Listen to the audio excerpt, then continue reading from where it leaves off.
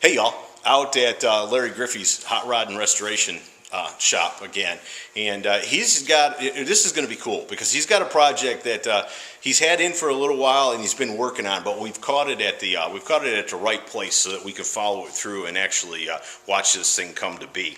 And it's a '56 Chevy street rod. Larry, how are you, brother? Doing good, Scotty. How you doing? Oh, I'm just fine. Tell me a little bit about what you're doing to this one. Well, this is a custom build for a customer, '56 Chevrolet. We started out with a Roadster Shop chassis, and features a Detroit Speed and Engineering front clip under it. Basically, a front snout, they call it, that Roadster Shop encompasses into their frames and utilizes the Corvette uprights. And it's going to be built in a pro touring style. We are set this thing up where it'll run with 18x8s on the front, and it'll run with 12x20s on the rear. And runs a double adjustable coilovers all the way around, the big handling bars, power rack and pinion, steering on it. So this is going to have those big meats in the back. It is, but it's going to be the pro touring. It's all pulled up under it. It's not going to be pro street. It's pro touring. We're going to use this car, the customer is, in order to do, hopefully, Optima battery challenge with it, run the Good Guys road courses. Oh, no kidding. So it's going to handle. Yeah, it's going to have to handle. We built it to do that. Okay.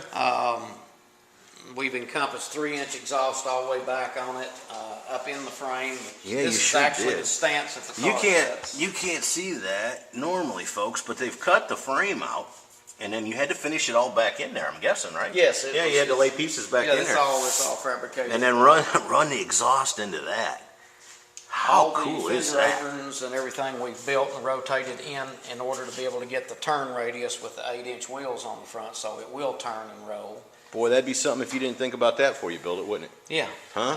Yeah. You can only turn 4 inches one way or another. That'd be a pain.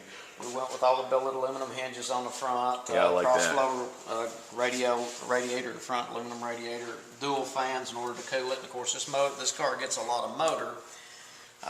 What motor's going in it? It's got a Shafroff built 632 cubic inch big block, 860 horsepower, 820 foot-pounds of torque. It's a dark block that Scotty Shafroff up in New York built for it, and it's all sitting here in the room ready to go in it. We're going to be running a Bowler automatic transmission behind it. Is that a 5-speed, 6-speed transmission? It'll be a 4-speed automatic with an overdrive is what it is. All right. And we have done this car in order to get the stance down again for road handling and everything. We've tried to get it down low. We started out, we've actually dropped the A-pillar, which is this pillar post right here, down over the frame. A '56 Chevrolet, when you look at the floor on a '56 Chevrolet, they normally roll over here like this. But this area right here, in relation to the frame rail, we've dropped it right here 1.5 inches, 3/4 of an inch at the back, and it ends up about 2 1/4 inches at the radiator. That the body is, the old style called it channeling it. Right. Everybody now calls it a little different name than that. So you body dropped. Yeah, you draped the body down over the frame. You moved the frame up inside of the body. What we did though, in the old style cars, they would just cut it and they would step this down. There would be a step here. Right. We actually took the original floor all out of it and made all new complete sheet metal floors, built all the braces and cut the braces down thinner to get so that this, when it's postered and the seats are in it, it will appear no different than a regular '56 Chevrolet. Right. But it's down over it. It'll have a lower stance to it. Right. And then we put new quarter panels on it. We skinned it with new quarter panels. It had some pinholes and things in it. When we stripped it, we skinned new quarter panels, new door skins on it. Where do you weld those in? Somewhere in here somewhere? Yeah, actually that quarter panel's welded on right down through there. Well, I'll tell you. Look at that. And then You can't even tell already. And then it's cut here and put back together. We built all the rear floors, trunk floors. You can see this shows we stepped all this up in here for all the suspension. If you look underneath it, it's all on. We got stiff arms in it now, but it'll have double adjustable coilovers. But it's actually a Halibron style 9-inch Ford aluminum center section rear end with the big axles. Are you gonna finish that frame, paint it black or something? How's that gonna The be? frame will all be painted the color of the car. Oh, it'll be smooth. Yeah. Floors will be painted slick underneath. It will be where it can be a top 25 contender, a pros pick contender, that sort of thing. But he also wants to to drive it and run it on the road courses. So it's going to be a double duty vehicle for this guy. But we've done a lot of little trick modifications. We've rounded the hood corners and we've Frenched the drip rail on it to get rid of the paint problem behind the drip rails. Took the vent windows out of it. It'll have the long one-piece glass in it. Now you made these corners. You made these corners round. You're going to make that round up here somehow. It's already done. Oh, I see that. Yeah. And he's left himself a note.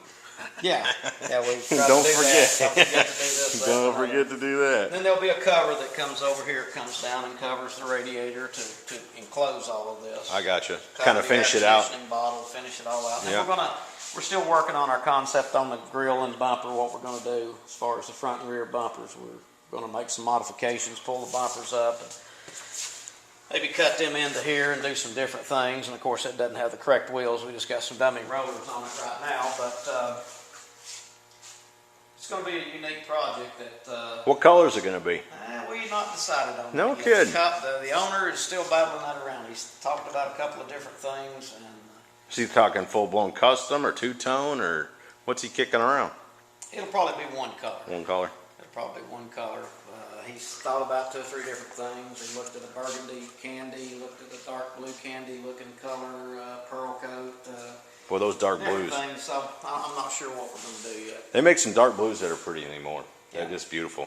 Now, you've done some work on that firewall back there, too. Well, actually, yeah, we have. All this has been fabricated. We've stepped all this back for the engine clearance to get plenty of clearance in here, but yet give us foot clearance. If you notice, there's no master cylinder. Yeah. There's no power brake booster. It's all mounted crossways underneath the dash. Oh, no This kidding. is the reservoir to fill was the gonna ask you the about master cylinder. No kidding. Wow. How So, cool is that? We've done that on a couple of other cars. This is just going to be a motor in here, then. Yeah, I the understand. only thing other in here that will be in here will be the motor and the headers, and all the headers have been, we've fabricated the headers from scratch, custom built the headers for it to clear everything. And they're done in 2 1/4 inch tubes, which you can't buy headers that big. We had the flanges built for it, had them all cut. Deeds Engineering did the flanges for us, and then we ended up making all the tubing. One of the fabricators here in the shop put the headers together for me, Kevin. Got those all designed and built and everything, but we wanted them that large because the dyno pulls on the motor was showing 860 horsepower, but they were pulling them on 2 1/4 inch headers Right. and collectors. And Scotty Shafroff said that he felt like the only way it would perform the way the owner wanted it was if it had that big a tube header on it. So we built headers.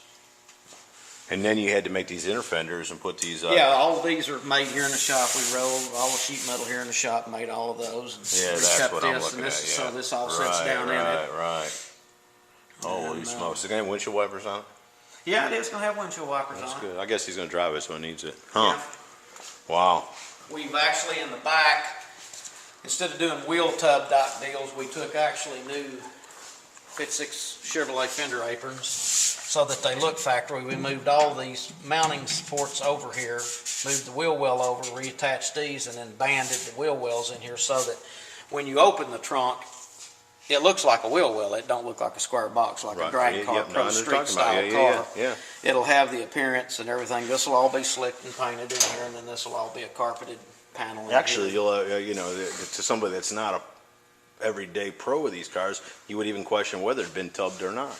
That's the idea. Yeah, that's the idea. Yeah. So it doesn't look Right. Tubbed. tubbed. Right. And this is part of the exhaust system we're fabricating. We're putting 3-inch stainless steel exhaust on it, and in order to run it through the frame and get road clearance underneath the frame, we didn't want exhaust hanging down, so we've utilized part of it's 3-inch round, and part of it goes to 3-inch oval in order to go up over the rear end housing and turn. And Wow. that'll all be That's very cool. I that'll like all that be oval. polished and Yeah. and So there'll be nothing hanging from underneath the car, nothing lower than the frame. none of the frame's the lowest. Yeah. Lowest the frame, and of course the Suspension pieces. suspension Yeah, yeah. pieces. Your Right. 4-link underneath. But there's not going to be any mufflers or exhaust or anything like that hanging out from underneath there. Below the frame. Right. Wow. And that you didn't buy these pieces, you cut them and weld No, them in they're there. all made here in the shop. Yeah, Every right. every piece of this floor inside this car was built here in the shop. Wow. From started out, most of it's built out of 18 gauge. Some of it's 16, but most of it's 18 gauge steel. You think Holcomb will get a chance to do the interior? Yeah, probably. I hope Steve so, will. yeah.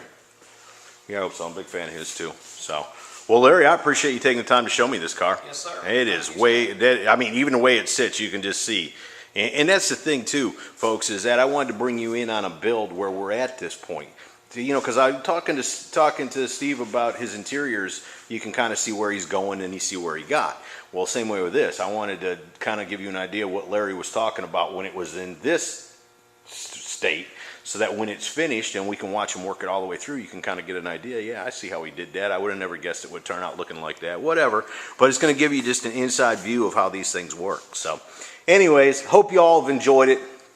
It's another hot rod from Larry Griffey's Hot Rod and Restoration Shop. Y'all have a good day. Thanks so much.